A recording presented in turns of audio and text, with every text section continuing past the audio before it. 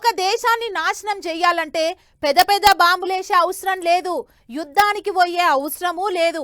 అన్ని పరీక్షలల్లా విద్యార్థులను చూసి రాసేటట్టు కాపీ కొట్టేటట్టు చేస్తే సాలట. అంటే చూసిరాత పరీక్షతోని పాస్ అయిన డాక్టర్లు, ఇంజనీర్లు, ఆఫీసర్లు ఉద్యోగాలు చేస్తే వచ్చిరాని పనితోని ఆళ్లే దేశాన్ని నాశనం చేస్తారన్నట్టు.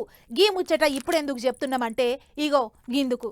చదువుకునే తెలివి ఉంటే చదువుకోవాలి, లేకపోతే అప్పుడు దాకా ఏదో పని చేసుకొని బతకాలే. కానీ చూసి పరీక్షలు పాస్ అయితే ఏంటిది అన్నట్టు. అది కూడా డాక్టర్ చదువుకొని ఇంకే రాసే పరీక్షలలో చూసి రాతలు నడిచినాయట. మొన్న మే 3వ తారీఖున దేశం అంతా నీటి పరీక్ష పెట్టిండ్రు కదా. అగో దాంట్లో రాజస్థాన్ రాష్ట్రంలో కొంతమంది నియతి లేకుండా పరీక్ష పేపర్ లీక్ చేసిండ్రట. కెమిస్ట్రీ పరీక్ష పేపర్ 2 రోజుల ముందే బయటకు వచ్చిందట.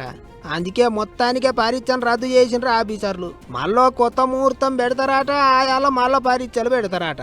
ఇదివరకు పరీక్ష రాసిన వాళ్ళు మళ్ళీ ఫీజులు కట్టే అవసరం ఏం లేదట.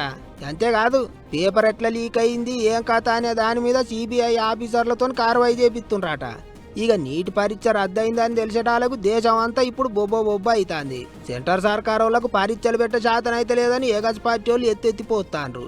22 లక్షల మంది తిప్పల పడి పరీక్ష రాసిండ్రు. వాళ్ళ కష్టం అంతా బూడిదల పోసిన పన్నీర్ లెక్క అయిందని రాహుల్ సార్ కామెంట్ రాసిండు. గిట్టనే తెలంగాణ కాంగ్రెస్ లీడర్లు, కారు పార్టీ వాళ్ళు సెంటర్ వాళ్ళను గట్టిగానే ఆర్చుకుంటాండ్రు.